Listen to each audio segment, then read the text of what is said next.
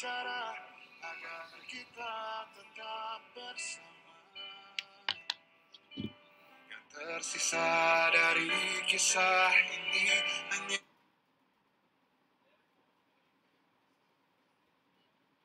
You're live now, boss. Thank you for the no notice, Tina. Sorry. Apa khabar semua? Assalamualaikum. Salam malam Selasa semua. I hope you are all well. And today, as usual, kita akan buat kita punya webinar on Tuesday night. So hari ini I have a very interesting topic, which is persediaan sebelum kena buang kerja ataupun cara nak raise cash. Dan hari ini nak tunjuk contoh macam mana kita raise daripada RM5,000 kepada RM420,000, right? Using one of the examples. So I hope you guys akan dapat belajar banyak daripada sesi malam ni. And kalau mereka yang dah mula join ni, apa semua tu, saya minta jawab salam satu kapitalis semua, right? Tak tahu berapa ramai orang tengah tengok ni, guys.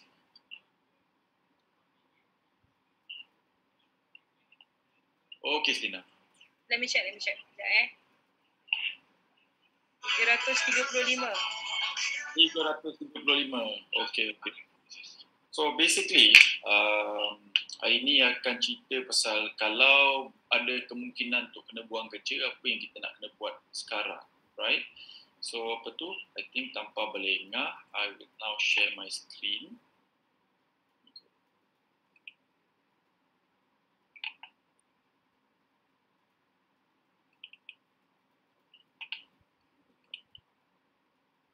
Okay, apa tu? You can see my full screen right now. Christina, can you confirm that? Yes.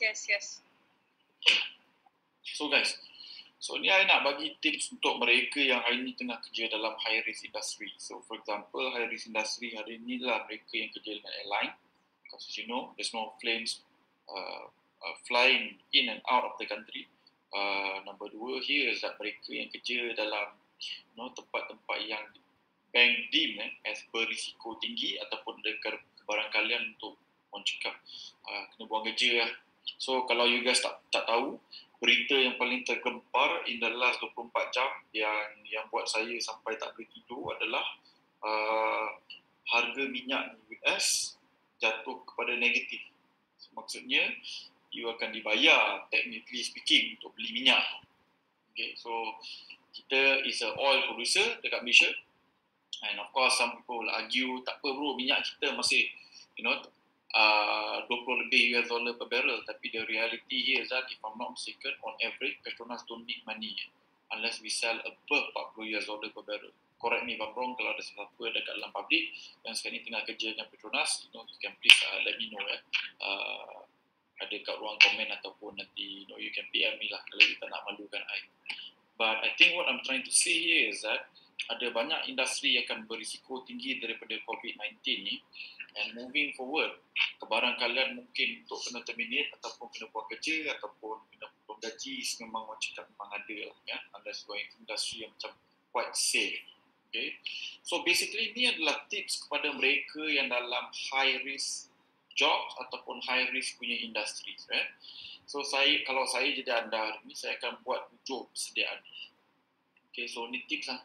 So kalau anda buat betul-betul, anda orang cakap boleh tidur lena malam-malam. Kalau tak, kena buang kerja, komitmen tinggi, lepas tu tak ada pendapatan.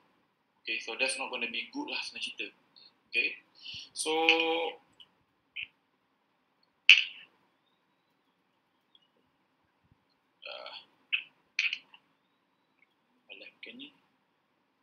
okay. So basically sekarang ni guys, kalau cerita pasal konteks, sekarang ni 2 industri yang paling teruk kena is airline. Okay, lepas tu oil and gas. Okay, so commodity sekarang ni orang cakap tengah teruk kena hammer. Lepas tu travelling dengan transportation sebab majority banyak country tengah lockdown. So there's no travel juga, right? So therefore these 2 industry yang paling banyak tu kena lah. So your pilots, your engineers, your salesperson, apa semua tu, which is relatable to this industry, paling teruk kena bawah sini. Yang kita yang kat luar ni pun belum tentu selamat yang SME apa semua tu. So ni adalah tips untuk mereka yang hari ni sedang bekerja ataupun even boss kepada SME sebelum kena buang kerja ataupun bisnes kena tutup, anda boleh buat benda-benda ni dulu kalau nak selamat. Okay, so I nak bagi langkah persediaannya macam mana nak quickly raise cash. Okay, so the objective of this presentation is a straightforward one. Kita nak sediakan payung sebelum hujan. You nak buat benda ni sebelum hilang source of income tu, sebelum kena tutup bisnes. Okay, so kita buat sebelum, bukan selepas. Selepas tu orang cakap dah kena remedy lah. So kita nak buat kalau boleh prevention, waktu still masih boleh buat sesuatu, kita nak cuba buat sesuatu dulu sebelum kerja tu hilang ataupun kena bekerja. Okay, ataupun bisnes tu kena tutup. So apa yang I ajar hari ni, majoritinya kecuali satu, anda kena buat sebelum benda tu berlaku, bukan lepas. Ada satu je tip lepas. Okay, so I akan ajar sebelum dengan selepas sekali, tapi majoritinya adalah sebelum. Okay, so first kali here, kita nak kena faham, goal kita is that sebab the next 6 bulan hingga 12 bulan ni will be quite challenging for certain industry. So maksudnya kebarangkalian untuk company-company ni hire untuk mereka yang contohnya kerja dalam oil and gas ataupun energy, lepas tu travel, because the global demand tengah rendah, kebarangkalian untuk dapat kerja baru tu, kalau kena buang katalah bulan ni, nak dapat kerja baru 2-3 bulan lagi, it's going to be quite hard sebab tak banyak syarikat yang nak cari pekerja. Sebab diorang pun, fighting for their survival dan apa semua tu, and maybe needing bailout, So for example, Asia already, make it very clear that they already requested loan from the government. I wouldn't say bailout, tapi loan from the government untuk sustain for the next 12 bulan. Okay, they have enough reserve for beberapa bulan, tapi they now want, kalau the situation of COVID-19 ni prolong, kita tak boleh nak travel sangat, orang takut nak travel, so dia nak kena ada minimum standby 12 bulan, 18 bulan worth of cash reserve. Okay, so untuk anda, saranan saya benda yang sama juga, you kena ada minimum 6 bulan all the way to 12 bulan cash reserve on standby. So contoh, katalah hari ni household you, perbelanjaan, loan rumah, loan kereta, nafkah, duit anak-anak, sekolah apa semua tu, capai apa? Katalah RM9,000. So on your worst case scenario, you become jobless for 12 bulan. You perlukan RM108,000 in terms of saving hari itu. Tapi the reality here is that tak semua orang ada savings yang banyak macam ni. Okay, so apa nak buat bila dah ada, dan apa yang nak buat bila dah tak ada saving macam ni. Itu yang saya nak ajarkan macam nak guna property untuk dapatkan benda ni. Untuk sampai kepada 6 bulan hingga 12 bulan cash reserve in term saving. Okay, so ni goal kita. Kita nak standby sebelum kena buang.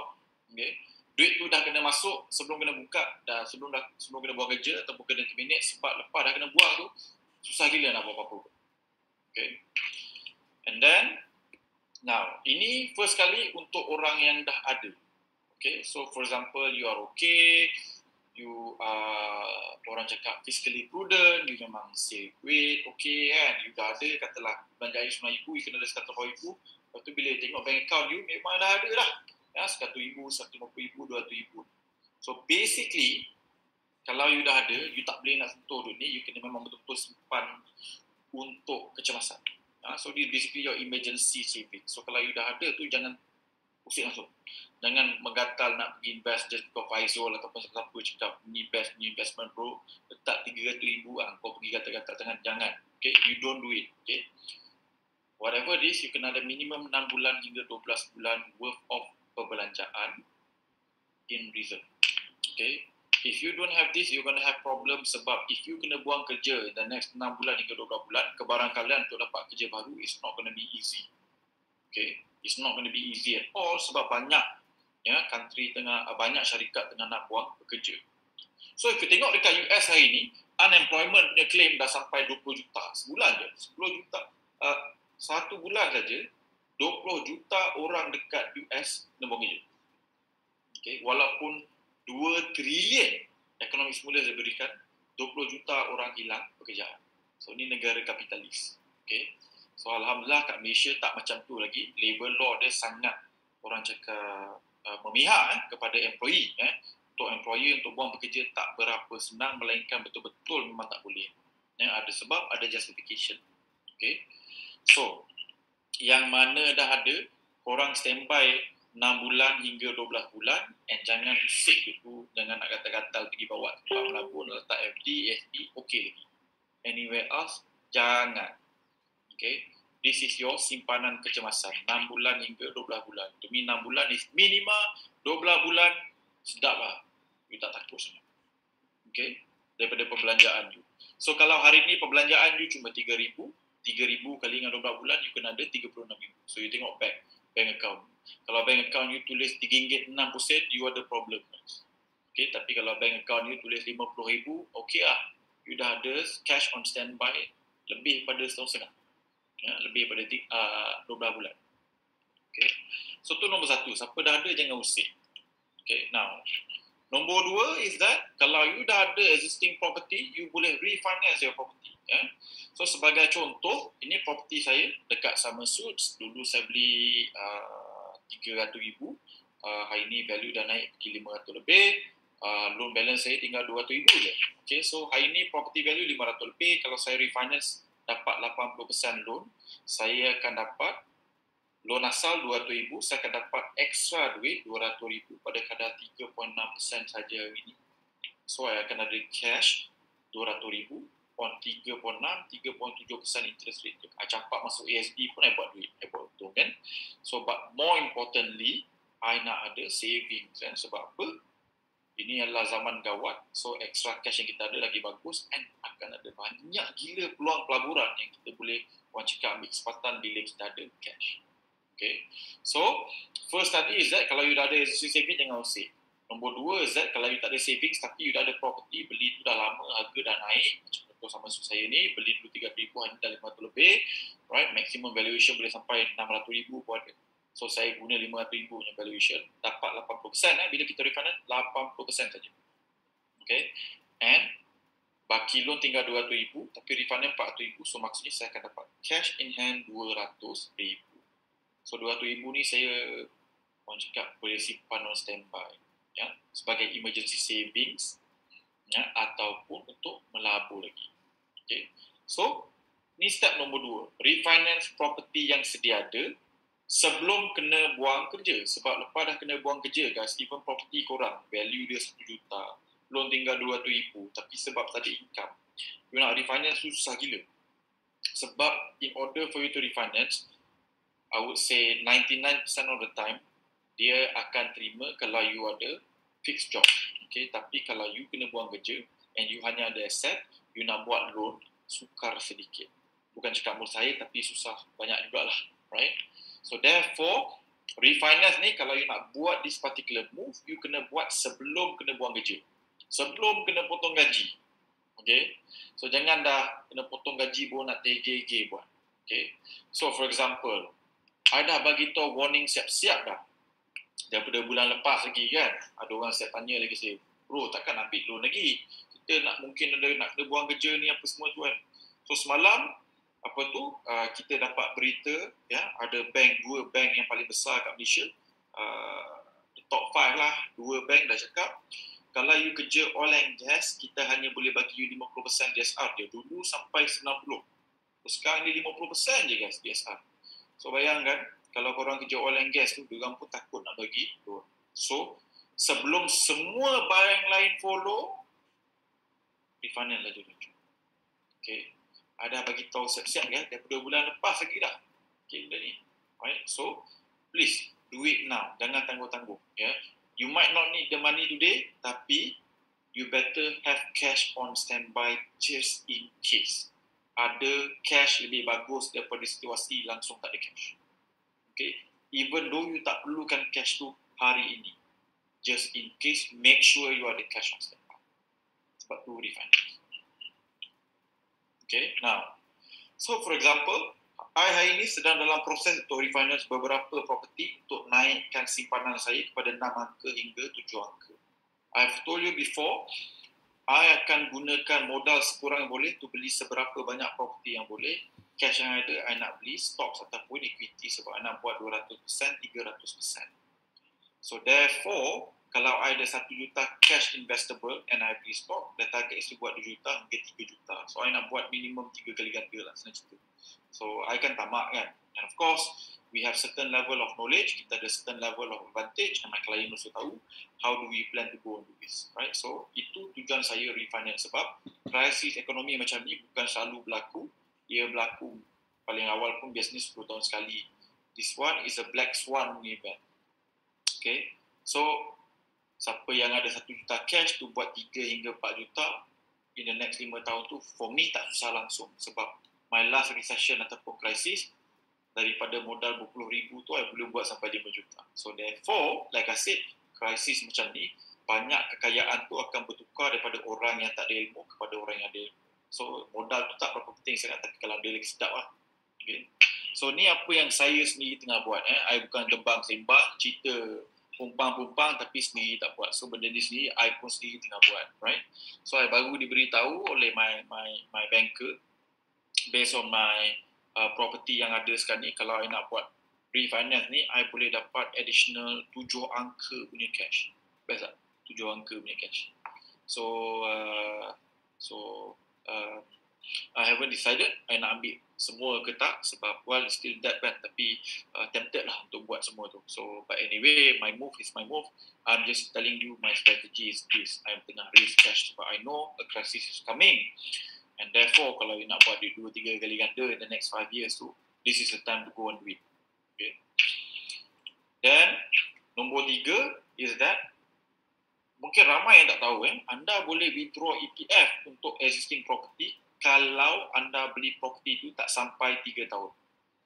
I repeat, you dah beli property ni, and property ni you dah beli tak sampai 3 tahun lepas, so 2018, 17 dan ke atas. Okay. Tak sampai 3 tahun lagi, tak sampai 36 bulan lagi.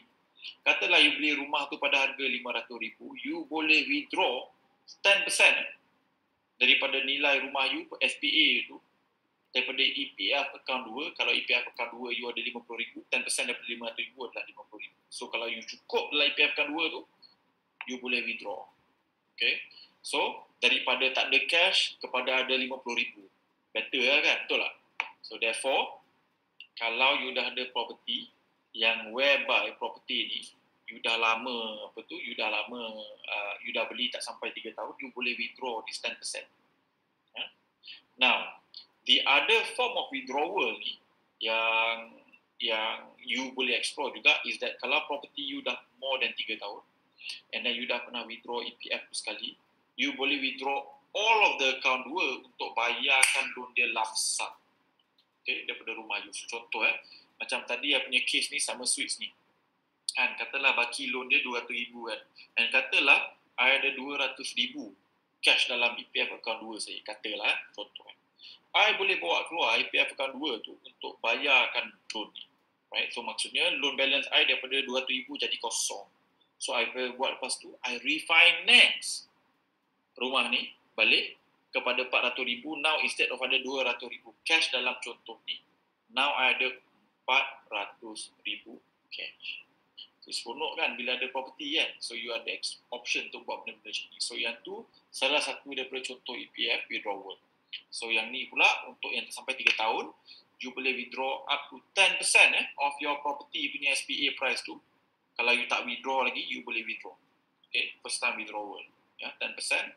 Ataupun berapa maksimum yang ada dalam account 2. Contohnya, account 2 you ada 3,000, tapi you beli property tu 500,000, patut you boleh withdraw 50,000 kan. Tapi EPF account 2 you cuma ada 3,000. So 3,000 je lah kau boleh keluarkan. Okay. So, ni strategi ketiga untuk dapatkan duit daripada existing punya property. So, first tadi is that kalau ada cash you simpan. Nombor 2, you refinance existing property yang dah ada, yang dah naik harga kan. Kalau beli property best, dia naik harga, refinance lah. Kalau beli property taik, tak naik harga, memang tak boleh refinance lah. Okay. Nombor 3, Zat you boleh bawa keluar duit PF sebab duit tu akan buat 4-5% je tahun ni. Maybe even lower. Okay. Bawa keluar. Make it as your standby punya cash. Sebab hari ni, you want to keep cash in your hand. Yeah. Now, nombor 4 is that lebih kurang sama je sebenarnya, tapi yang ni bila beli property baru. Ya, bila beli property baru. So, you beli property baru ni, katalah 500,000. Again, you boleh withdraw duit 10% daripada property daripada EPF account 2 ni, kalau property tu you beli tak sampai 3 tahun. So kalau you dah beli property tu memang baru, katalah you baru beli bulan ni atau bulan depan, so you dah boleh bawa keluar kan. So elok-elok duit ni start, tak buat apa kat dalam tu, dapat 4-5% je, you boleh keluarkan, and now you akan ada 50,000 cash. So again ada 2 jenis EPF. Well, actually ada 3 jenis EPF withdrawal. Satu tadi yang cerita ni is case lump sum, you bawa keluar semula account 2 untuk habiskan loan you. Nombor 2 is that you withdraw untuk pembelian property yang tak sampai 3 tahun, up to 10%. Nombor 3 jenis withdrawal adalah you keluarkan duit bila beli property baru. Dan sama juga, you boleh withdraw 10% ataupun your down payment tu as part of your EPF punya withdrawal. So again, in this case, kalau you beli property 50,000, you boleh bawa keluar, you beli property 500,000, you boleh bawa keluar 50,000 ataupun 10% of property value sebagai you punya down payment. Tapi hari ni you pun tahulah, kalau you beli property bukan susah sangat nak dapat RM1,000 punya booking ataupun down payment ni, so you tak payah nak keluar duit cash banyak. Okay. Now, nombor 5, yang ni a bit extreme, and I tak galakkan, melainkan you beli property yang meet a lot of the investment-nya criteria. So macam in this particular case is that property yang kita beli ni, kita beli 31% bawah pada market value. Okay, 31% bawah pada market value, loan you 90%. So you akan dapat roughly 21% worth of this thing called cashback. Sebab discount you 31%. Tapi your down payment baru 10% tu lah. So you ada 21%. So duit tu kita panggil cashback daripada loan. So 140,000 ni you dapat, and now it goes to your pocket. Okay, now the only caveat I akan cakap kalau you nak pakai strategi untuk cashback ni, you kena make sure that rental boleh cover. Dapat cover 100%, perfect macam property ni. Tapi kalau tak boleh cover 100%, boleh cover 75% pun masih okay. Sebab 75% tu interest cost kita, 25 lagi tu principal lebih kurang bergantung pada tenure loan yang you ambil. So therefore, kalau you boleh cover 75%, to me dah okay. But in this case, even better lah. Dalam kau beli rumah tak pakai duit, dapat 140,000 cash, on top of that, sewa boleh cover. Okay. So yang ni orang cakap, these are what we call very good properties yang hari ni you boleh beli and you boleh dapat cashback. Okay. So, you dah ada 3-4 cara tadi untuk raise cash. Satu is that refinance existing property. Nombor 2 is that you ambil EPF account 2 daripada property yang dah dibeli tak sampai 3 tahun. Ataupun property yang dah dibeli lebih daripada 3 tahun boleh. Nombor 3, you beli property baru dapat 10% daripada EPF. Now sekarang ni nombor 4 is cashback. So in this particular case, discount dia 31%, loan you dapat 90%, macam sama our client, so dia akan dapat 140,000 punya cashback. More importantly, sewa kena power guys. So in this particular case, sebab sewa dia dah lah boleh cover, siap boleh dapat RM276 lagi possibly of cash flow, with negative cash flow paling teruk RM124.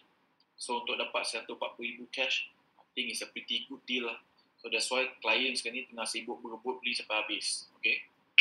So ni adalah cara ke-5. Now, cara ke-6 pula is that bila you dah ada property tu boleh generate you income selain daripada income sewaan. So, for example, there are some clients hari ni, dia dah jadi rent untuk property yang dia miliki. So, maksudnya dia beli property tu kat kawasan ni. So, instead of jaga property dia je, dia pun dah duduk kat kawasan tu dia pun boleh jaga property orang lain dekat dalam kondo yang sama. So, dapatlah income RM2,000, ada macam contoh klien, ada yang sampai RM10,000 sebulan pun ada, right? And on top of that, mana-mana yang rajin, katalah lepas ni betul-betul kena buang kerja, korang boleh buat property management punya business dekat dalam property yang dibeli tu. Sebab ada je owner yang sanggup bayar you untuk jagakan property dia, right? So 8% to 15% of rental collection tu is normal. So contoh katalah collect sewa RM2,000. 8% is roughly RM160. You ada 20 unit is RM3,200. Okay, sebulan. Jaga unit. Okay, tak payah keluar rumah pun. Well, technically keluar rumah, tak keluar kondo. Okay, untuk dapat income geli-geli RM3,000 ni. So on top of that, sewa punya commission pun dah boleh dapat lagi. Kalau you nak buat jualan punya commission pun, you akan dapat 2-3%. Okay, so again, property yang dibeli tu, dia boleh convert daripada passive income juga kepada active income. So bila you jadi rent kepada property yang dibeli. So ramai klien saya, benda yang dia beli tu pun dia pun buat jadi rent, and therefore hari ni okay, ada yang income 3,000 buat geli-geli kerja part-time dia, ada yang 5,000, ada yang 10,000 pun ada. Ya. So therefore, benda yang kita beli tu not only asset yang dimiliki oleh kita tu boleh bagi positive cash flow, tapi aset dia sekeliling dia tu pun boleh jadi source of income. Ya. Alang-alang kita dah jaga property sendiri, baik, tambah-tambah sendiri kan. Property orang lain tu alang-alang you dah ada kat sana, you dah duduk kat sana, so why not, right? Now, so strategi nombor 7 ataupun yang terakhir adalah the mother of all strategy, which is combination of berapa benda. Okay. So yang ni contoh klien macam cakap Ikhwan, Syah, these are people yang basically gunakan property diorang untuk dapatkan passive income of 5,000 hingga 10,000 sebulan, right? So benda ni bukan simbang gembang, benda ni orang lain dah pernah buat, dah dapat, so baru kita boleh cerita. Now, and last kali is the combination, and this is how we have client yang hari ni went from savings 5,000, right? Real savings lah, real saving, dia ada lagi cash lain-lain tu, tapi orang cakap real saving dia 5,000 kepada 420,000 saving, right? So again, this property ni yang ada 140,000 cashback ni, husband beli satu, wife beli satu. So satu unit dapat 140,000 cashback, 2 unit now sekarang ni dah jadi 280,000. Macam cakap, sewa wajib kena cover guys, minimum 75%. Dalam kes ni boleh cover 100%. Okay, so on top of dapat duit cashback ni, lebihan sewa ni, sebab diskaun you 31% and you punya loan 90%, you akan dapat lebihan tu, which is 280,000 ni. You juga boleh bawa keluar duit EPF account 2, betul tak? So 70,000 pada EPF husband dia, EPF wife dia dapat 70,000. So now they went from real savings of 5,000 kepada now savings of 420,000. Ada aset 2 biji, and on top of that, sewa tetap bulan insyaAllah dibayar oleh penyewa more than 100%. Okay. So guys, sangat lain bila kita ada ilmu, and sangat lain bila kita tak ada ilmu. And ilmu yang ajar malam ni sebenarnya ilmu yang sangat mahal. Okay. So macam biasa guys, ajakkan kawan datang tengok video ni, sebab kita akan delete video ni dalam masa 24 jam. Like I said, I show you exactly how kita buat klien kita daripada saving 5,000 kepada saving 420,000. Okay, so benda ni bukan gebang sembang, benda ni kita orang tengah buat, yang ada klien dah dapat. Okay, so like I said, benda ni orang cakap memang boleh buat. If you ada ilmu, you beli property yang betul, tak susah langsung untuk buat benda ni. Right? So, the caveat yang I nak ajar ni is that kalau you nak buat strategi yang cashback sekali dengan EPF, right? And macam cakap gabungan tu, boleh tak dia juga buat income, sewaan ataupun jual kondo yang dia beli tu pun masih boleh. So 420,000 tu tak stop kat situ. So caveat dia is that, macam cakap tadi, whatever that you beli, kalau you nak main cashback, please make sure rental boleh cover at least 70%, ya. Ataupun you punya interest cost tu kena cover. Kalau principal tu you bayar sendiri tak apa, tu duit kita dapat balik. Ya, interest tu kita bayar burn. Interest tu penyewa kena wajib tolong bayarkan. I nak you repeat. Interest cost you setiap bulan, which is 70 to 78% bergantung pada loan tenure yang you ambil, wajib dibayar oleh orang lain. Ya, kalau you nak cerita pasal property investor, ya. Sebab interest tu orang lain bayarkan. Principal tu kalau kita kena top up tak apa lagi. Sebab at least dapat balik duit tu nanti.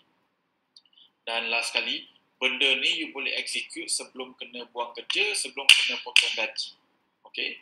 So therefore, sementara boleh buat sekarang. Okay. So jangan berlengah-lengah, sebab benda ni I dah cakap awal-awal. Okay. Jangan tunggu. Daripada bulan lepas lagi I dah cakap, jangan tunggu. Boleh buat sekarang. Ya. Tapi ada juga yang degil, yang persoalkan, gila ke bro kalau nak kena buang kerja, lagi kau nak suruh aku ambil loan. I tak suruh you ambil loan, I suruh you tambah aset. Right? And your asset give you money. Right? Bukan buat loan sahaja. Right? So, there's a big difference. So, and then kalau you nak dapat benda-benda macam ni, you kena follow these 7 kriteria. So 7 kriteria ni is that you kena faham bila you beli property baru, terutamanya you kena faham apa dia new premium of new versus old. You kena faham median harga untuk kawasan tu. You kena faham kawasan you beli tu tier apa. You kena faham apa booster yang bakal ada kat kawasan tu. You kena faham supply, berapa banyak unit akan ada. right? You kena tahu maturity point, bila akan mula buat duit. Macam untuk profit tadi dah buat duit tahun kosong, right? Tak payah nak tunggu 5 tahun, 20 tahun baru boleh buat duit. And last kali tu, you ada kepelbagaian sewa, right? So guys, kalau you follow 7 kriteria tu, tak susah untuk beli property and dapat duit, and on top of that, orang lain tolong bayarkan installment kita setiap bulan macam yang klien-klien kita dapat, right? So guys, itu perkongsian saya untuk malam ini, persediaan sebelum kena buang kerja pada mereka-mereka dalam industri yang berisiko tinggi. Buat benda ni sebelum kena buang kerja, sebelum kena potong gaji, sebab lepas dah kena buang kerja, lepas dah kena potong gaji, dah tak boleh nak buat dah. Ya, tak boleh nak buat loan dah. So macam saya cakap, bank loan ni dia pelik. Waktu you tak perlukan, merayu-rayu dia. Tolonglah ambil duit saya nak bagi anda personal loan, buatlah refinance, ambillah top up cash. Tapi bila kita perlukan duit tu guys, minta merayu-rayu tak boleh bro, tak boleh. DSR kau dah teruk, CQ kau dah teruk. So, when it comes to bank and dapatkan loan, you kena buat sebelum you perlukan duit tu, bukan dah terdesak baru nak. I repeat, bila cerita pasal bank suka you bila you ambil duit tu waktu you tak perlukan. Right? Bukan ambil duit waktu you dah terdesak. Waktu dah terdesak, dia memang tak pandang kita dah. Pergi mampus. Right? So guys, buat sebelum kena buang kerja, sebelum kena potong gaji. Okay. Ni persediaan yang kita orang buat untuk klien-klien Far Capital. My suggestion untuk korang, tolonglah buat laju. Do it now. Sebelum kena. Sebab bila dah kena potong gaji 50%, ataupun dah kena buang kerja, even if you dapat kerja baru bulan depan, you kena tunggu 6 bulan confirmation sebelum you boleh execute plan untuk refinance ke, atau beli property baru ke, ambil cashback ke, bawa keluar EPF ke. Semua tu you boleh buat cuma lepas 6 bulan daripada sekarang. Okay. So guys, I cannot stress importance enough about financial punya management. So malam ni I ajak ilmu yang sangat-sangat mahal, sangat-sangat berharga. I akan biarkan video ni untuk 24 jam je. So siapa-siapa kawan-kawan, family member yang you rasa patut tengok video ni, tolong suruh diorang masuk, tolong suruh diorang tengok video ni sebelum tengah malam besok. Tengah malam besok kita akan delete.